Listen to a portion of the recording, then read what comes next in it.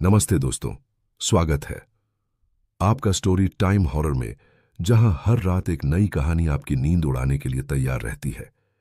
यह कहानी एक ऐसे हाईवे की है जहां रात होते ही मौत का तांडव शुरू हो जाता है। कहानी का नाम है मृत्युपथ, शापित हाईवे की दहशत। उत्तर भारत के एक पहाड़ी राज्य में NH-77 नाम की एक हाईवे थी, जो स्थानीय लोगों के बीच मृत्युपथ के नाम से जानी जाती थी। दिन में यह सड़क शांत और सुनसान लगती, लेकिन रात होते ही यह किसी शापित भूमि में बदल जाती। कहानी शुरू होती है राजेश नाम के ट्रक ड्राइवर से, जो लगभग 15 साल से इस मार्ग पर ट्रक चला रहा था। लेकिन एक रात उसने एक ऐसा अनुभव किया जिसने उसकी जिंदगी बदल दी। वो रात थी अमावस की। आसमान काले बादलों से ढका हुआ था और हल्की बूंदाबांदी हो रही थी। राजेश को एक जरूरी सामान रातों रात पहाड़ी गांव पहुंचाना था। उसने अपनी ट्रक स्टार्ट की और NH-77 पर बढ़ चला। रात के करीब 2 बजे राजेश की ट्रक की हेडलाइट्स में एक सफेद साड़ी पहने औरत नजर आई। वह सड़क के बीचों बीच खड़ी थी। राजेश ने जोर से हॉर्न मारा और ट्रक रोकने की कोशिश की, लेकिन औरत गायब हो गई। राजेश के शरीर में सिहरन दौड़ गई। वह ट्रक से उतरा, लेकिन वहां कोई नहीं था। चारों तरफ सन्नाटा और अजीब सी ठंडी हवा बह रही थी। उसने सोचा शायद वह थकावट की वजह से भ्रम में है, पर जब उसने ट्रक में दोबारा बैठने की कोशिश की तो पीछे से किसी ने उसका नाम लिया, राजेश।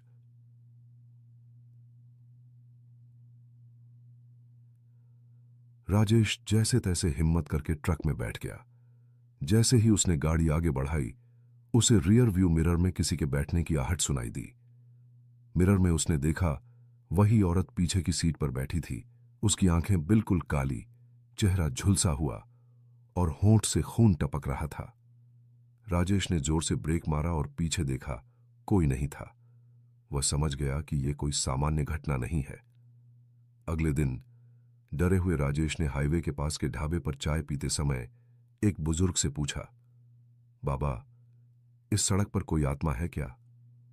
बुजुर्ग की आंखों में डर उतर आया। उसने धीरे से कहा, यह सड़क उस जगह पर बनी है जहां कभी काली देवी का तांत्रिक आश्रम हुआ करता था। अंग्रेजों के जमाने में वहां नरबली दी जाती थी। बाद में गांव वालों ने वो आश्रम जला दिया, लेकिन वहां की आत्माएं अब भी भटक रही हैं। हर अमावस को वो औरत दिखाई देती है जिसने अपने बच्चे के साथ जिंदा जलकर जान दी थी। अगली रात राजेश का दोस्त विक्रम भी उसी रास्ते से ट्रक लेकर निकला, लेकिन सुबह तक उसका कोई अता पता नहीं चला। राजेश ने पुलिस में रिपोर्ट दर्ज करवाई। 3 दिन बाद विक्रम की ट्रक एक खाई में जली हुई मिली, लेकिन ट्रक का दरवाजा अंदर से बंद था और शरीर पूरी तरह राख बन चुका था। राजेश अब खुद उस मोड़ को देखने गया जिसे स्थानीय लोग भूतिया मोड़ कहते थे। वहां पेड़ों पर नींबू मिर्ची और काले धागे लटके थे। अचानक उसका मोबाइल बंद हो गया और हवाएं तेज हो गईं। एक आवाज गूंजी, तू भी मर जाएगा, विक्रम की तरह। राजेश डर के मारे बेहोश हो गया। राजेश ने तांत्रिक से संपर्क किया। तांत्रिक ने कहा कि उस इलाके में आत्माओं का राज है। हर साल अमावस की रात वहां एक ट्रक ड्राइवर की बलि ली जाती है। तेरे ऊपर अब छाया है, तुझे वहां जाकर आत्मा से सामना करना होगा। राजेश ने तय किया कि अब वो आत्मा से आमने सामने होगा। उसने अमावस की रात ट्रक चलाया और उसी मोड़ पर पहुंचा। घड़ी में रात के 3 बजे थे। ट्रक की लाइट झपकने लगी। सड़क पर फिर वही औरत खड़ी थी, पर अब उसके साथ एक बच्चा भी था, बिना आंखों वाला। औरत चिल्लाई, मेरे बच्चे को मत मारो, मेरी गोद सूनी कर दी थी तुम लोगों ने। राजेश ने डरते हुए तांत्रिक द्वारा दिया गया मंत्र पढ़ा और एक दीपक जलाया। औरत चीखती रही, पर जैसे जैसे मंत्र पूरे हुए, वो और उसका बच्चा धुएं में बदल गए और आकाश में विलीन हो गए। हवा थम गई। चारों तरफ शांति थी। उस रात के बाद से NH-77 पर कोई आत्मा नहीं दिखी। वो हाईवे अब सुरक्षित माना जाता है। राजेश ने ट्रक चलाना छोड़ दिया और अब मंदिर में सेवा करता है। परंतु कहते हैं, अगर कोई अमावस की रात अकेले NH-77 से गुजरे तो कोई उसके कान में आज भी फुसफुसाता है, मेरा बच्चा कहाँ है?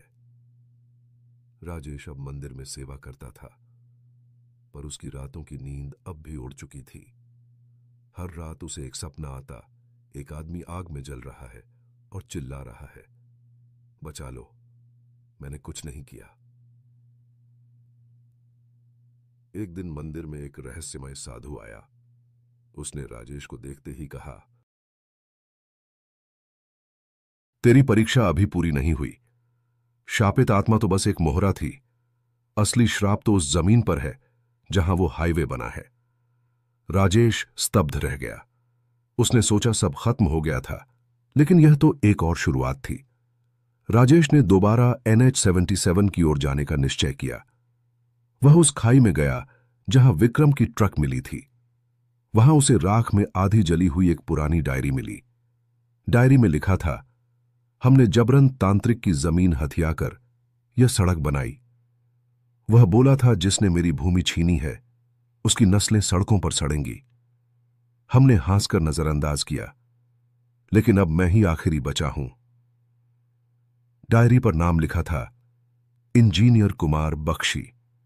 राजेश को पता चला कि इंजीनियर कुमार बख्शी जीवित नहीं है, लेकिन कुछ लोगों ने हाल में हाईवे पर एक बूढ़े को भटकते देखा था, जो फेबो मैंने उसे जगा दिया कहते हुए बड़बड़ा रहा था। राजेश ने उसे ढूंढना शुरू किया और उसे एक सुनसान ढाबे के पीछे मिल गया। उसका चेहरा झुलसा हुआ था और आंखें लाल थीं। मैंने तांत्रिक की समाधि पर खुदाई कर दी थी, वो जिंदा है, वो सबको जलाएगा। कहते कहते बख्शी ने खुद को पेट्रोल डालकर आग लगा ली। राजेश अब पूरी तरह समझ चुका था, शाप सिर्फ आत्माओं का नहीं था, बल्कि धरती का था। वह उस स्थान पर पहुंचा जहां कभी तांत्रिक का आश्रम था। अब वहां बस एक टूटी समाधि थी और उसके पास एक काले रंग की मिट्टी जो हाथ लगाते ही जलने लगती थी। राजेश ने वह जगह खुदाई करके देखी तो नीचे से एक काली हड्डियों की माला और लाल रक्त से लिखी एक किताब निकली। किताब में अंतिम शब्द थे, मुझे जलाया गया, मेरी शक्ति छीनी गई, पर मेरी आत्मा कभी नहीं मरेगी। अब तांत्रिक की आत्मा जाग चुकी थी। हाईवे पर फिर दुर्घटनाएं शुरू हो गई थीं। बस उलटी मिली जिसमें सारे यात्री भस्म हो चुके थे। बाइक सवारों को किसी ने जंगल में घसीट लिया और हर दुर्घटना में काले धुएं की एक आकृति देखी गई। लोग अब इसे रक्तपथ कहने लगे थे, जहां हर बूंद खून की कसम थी उस तांत्रिक की आत्मा की। एक रात राजेश को किसी ने फोन किया। आवाज कंपा रही थी, तुम्हें नहीं पता, तांत्रिक की आत्मा सिर्फ प्रतिशोध नहीं ले रही, वो पुनर्जन्म चाहता है। फोन कट गया। राजेश उसी रात हाईवे पर गया। आसमान में बादल गरज रहे थे, चारों ओर घना अंधेरा था। तभी सड़क के किनारे से एक अधजली लाश भागती हुई निकली और हवा में गायब हो गई। राजेश का कलेजा सिहर उठा। राजेश ने शहर के पुराने ग्रंथशाला में एक पांडुलिपि देखी जिसमें लिखा था कि अगर कोई तांत्रिक अपना रक्त, माला और मृत देह को एक त्रिकोणीय यंत्र में समाहित करे तो वह पुनर्जन्म की क्रिया आरंभ कर सकता है। राजेश को अब सब समझ आ गया था। तांत्रिक का अंतिम लक्ष्य एक नया शरीर था। राजेश को शक था कि वो रक्तपथ हाईवे पर होने वाली दुर्घटनाओं में मरने वालों की आत्माओं को कैद कर रहा है ताकि वो खुद किसी में प्रवेश कर सके। शहर से खबर आई 3 लोगों को हाईवे के पास से किसी ने उठा लिया था। उनमें से एक था राजेश का भतीजा अंशुल। राजेश को एक सपना आया, एक गुफा में अंशुल को बांध कर रखा गया है। उसके चारों ओर हड्डियां बिछी हैं और बीच में तांत्रिक की माला है। राजेश ने उसी दिशा में एक पुरानी पहाड़ी गुफा का अंदाजा लगाया और बिना समय गंवाए निकल पड़ा। गुफा के भीतर राजेश ने देखा एक विशाल यंत्र बना था। अंशुल बेहोश था। चारों कोनों पर जलते दीपक, बीच में हड्डियां और माला, और एक अधजली आत्मा धुएं में बदलती हुई उठ रही थी। तांत्रिक की आत्मा बोली, इस बच्चे में अब मैं जन्म लूंगा, कोई मुझे नहीं रोक सकता। राजेश ने तुरंत वह माला उठाकर उसे आग में झोंक दी। आत्मा चीखने लगी, गुफा कांपने लगी, गुफा ढह गई। राजेश किसी तरह अंशुल को लेकर बाहर निकला। अगले दिन हाईवे पर कोई दुर्घटना नहीं हुई। पहली बार वर्षों में सब शांत था। लोगों ने कहा शायद श्राप अब टूट गया है। लेकिन एक आदमी जो उसी रात हाईवे से गुजर रहा था, उसने बताया सड़क के किनारे एक तांत्रिक खड़ा था। उसने मुझे देखा और मुस्कुराया, फिर गायब हो गया। राजेश जानता था कुछ बचे हुए कर्म अधूरे हैं और मृत्यु अभी भी उस रास्ते पर चल रही है। महीनों बीत चुके थे।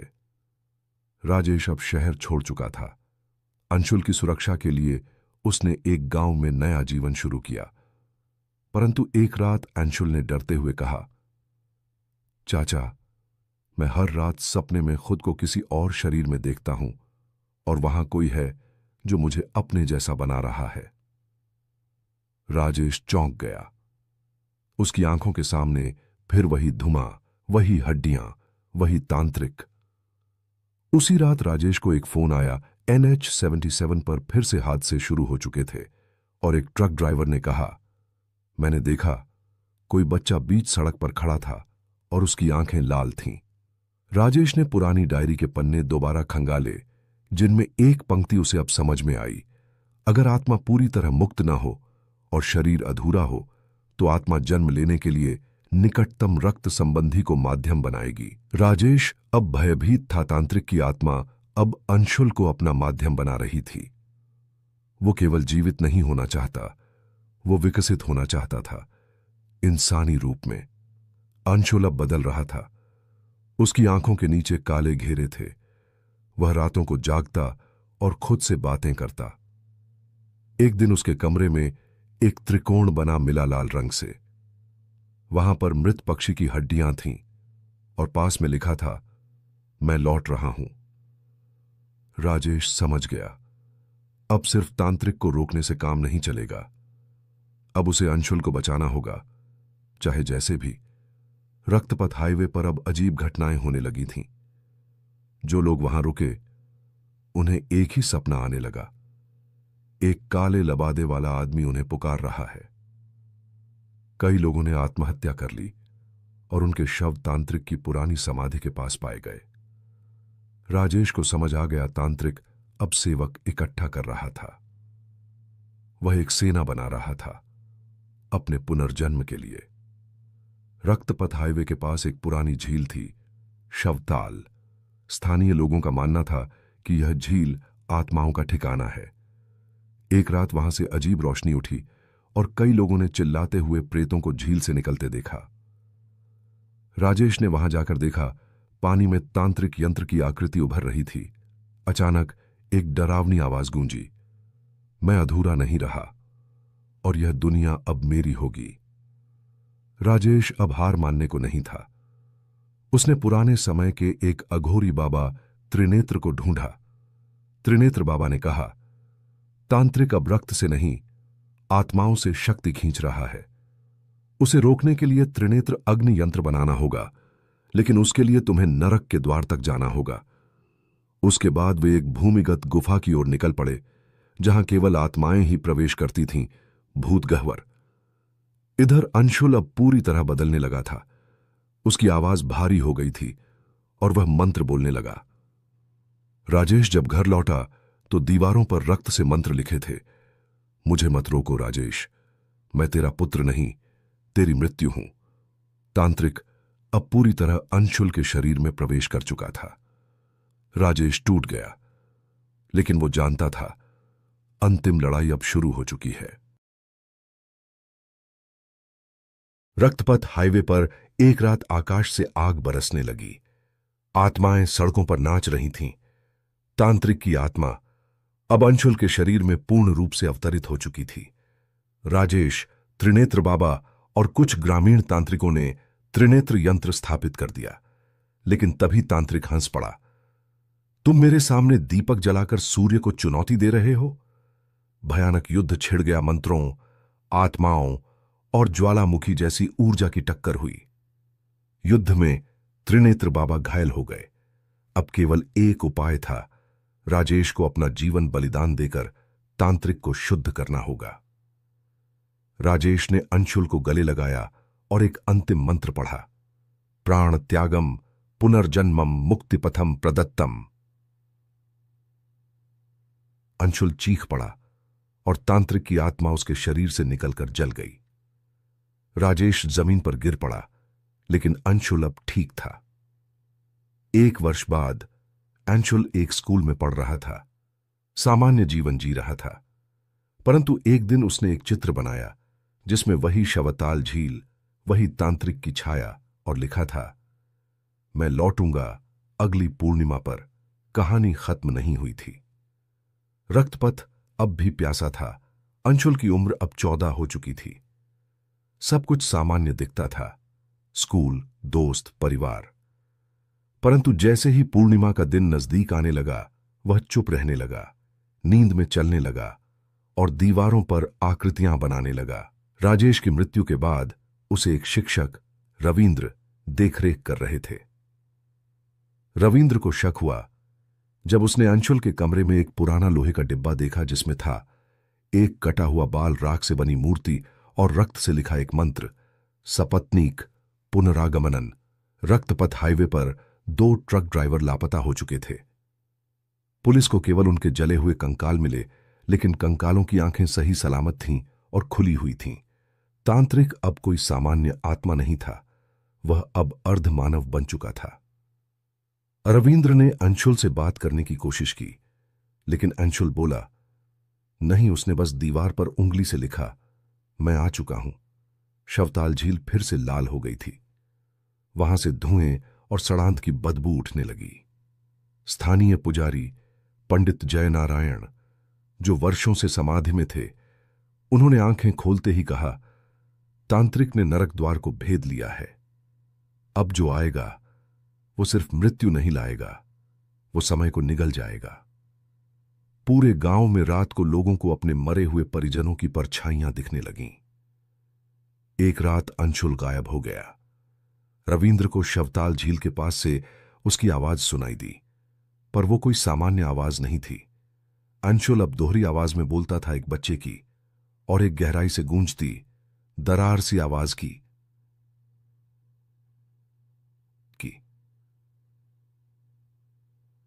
रक्तपथ अब रक्त से सींचा जाएगा। मेरा पुनर्जन्म आरंभ हो चुका है। अंशुल अब तांत्रिक के आधे रूप में परिवर्तित हो चुका था। उसकी आंखें एक काली और एक लाल थीं। अरविंद्र अब गांव के एक पुराने तांत्रिक विभंजन बाबा के पास पहुंचा। विभंजन बोले, तांत्रिक अब पुनः जन्म नहीं ले रहा, वह पुराने समय को मिटाकर अपना नया युग बनाना चाहता है। उसे रोकने के लिए केवल एक उपाय है, काल शिला यंत्र, जो ब्रह्मघाट के नीचे छिपा है। लेकिन ब्रह्मघाट तक जाना मौत को बुलावा देने जैसा था। रविंद्र और विभंजन बाबा भयंकर बारिश और तूफान में ब्रह्मघाट पहुंचे। यह जगह समय से परे थी। हर पत्थर पर पुराने तांत्रिक युद्धों के चिन्ह थे। गुफा के अंदर एक शिला पर लिखा था, जो इसे छुएगा वह अपने ही समय का अंत देखेगा। पर उन्हें रुकना नहीं था। जैसे ही विभंजन बाबा ने काल शिला यंत्र उठाया, पूरी गुफा कांपने लगी। दीवारों से हड्डियों के ढांचे बाहर आने लगे। ये सब पुराने तांत्रिकों की आत्माएं थीं, जो इस यंत्र की रक्षा कर रही थीं। उधर अंशुल अब पूरी तरह सामान्य नहीं रहा। उसकी आवाज, उसका चलना, यहां तक कि उसकी परछाई भी इंसानी नहीं रही। अब वह बोलता नहीं था, वह आज्ञा देता था। उसने शवताल के तट पर तांत्रिक की अधूरी समाधि को तोड़ दिया और तभी झील में भयंकर विस्फोट हुआ। झील के भीतर से निकली एक काल छाया तांत्रिक की अधूरी आत्मा का असली रूप। तामसिक। रक्तपथ हाईवे पर अब कोई वाहन नहीं चल रहा था। पूरा रास्ता काले धुएं से घिरा था। जैसे ही कोई वहां प्रवेश करता, उसका शरीर गलने लगता। तामसिक की आत्मा उस जगह को अपने मृतलोक में बदल रही थी। सरकारी टीम, सेना, पुलिस सब लापता हो गई। अब वहां सिर्फ 2 ही प्राणी टिक सकते थे, अंशुल और तामसिक। ब्रह्मघाट से लौटने के बाद विभंजन बाबा ने काल शिला यंत्र को सक्रिय किया। अब अंतिम मंत्र पढ़ा जाना था, परंतु यह मंत्र किसी आम इंसान के जीवन से नहीं चलता। उसे चाहिए था तांत्रिक के वंशज का रक्त। अरविंद्र चौंक गया। अंशुल ही नहीं, वो खुद भी उसी वंश की छाया था। मुझे अपना रक्त देना होगा, पर उसकी मुक्ति के लिए नहीं, उसकी समाप्ति के लिए। रविंद्र ने यंत्र पर रक्त चढ़ाया और संपूर्ण तांत्रिक शक्ति उस यंत्र में समाहित हो गई। पूर्णिमा की रात पूरा आकाश रक्तवर्ण हो गया। तामसिक अब अंशुल के शरीर से पूरी तरह प्रकट हो चुका था। वह अब तांत्रिक का पुनर्जन्म नहीं, बल्कि उसका परम रूप था। विभंजन बाबा और रविंद्र दोनों ने अंतिम यंत्र से उस पर प्रहार किया। तामसिक हंसा और बोला, तुम समय को नहीं बांध सकते। मैं रक्त हूं, मैं पथ हूं, मैं काल हूं।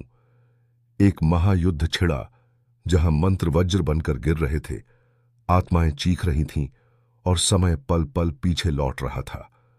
अंततः जब रविंद्र ने संपूर्ण मोक्ष मंत्र पढ़ा, अंशुल चिल्लाया। उसकी आत्मा ने तामसिक को अपने भीतर ही बंद कर लिया और दोनों जल गए। सालों बाद रक्तपथ अब फिर से चालू हो चुका है। लोग अब कहते हैं रास्ता साफ है, पर एक रात एक बस ड्राइवर ने देखा। सड़क पर एक लड़का खड़ा था, एक आंख काली एक लाल, और उसने कहा, रक्तपथ कभी खत्म नहीं होता, यह सिर्फ इंतजार करता है। दोस्तों, कहानी समाप्त हुई। कहानी पसंद आई हो तो लाइक, कमेंट और चैनल को सब्सक्राइब करना ना भूलें। धन्यवाद।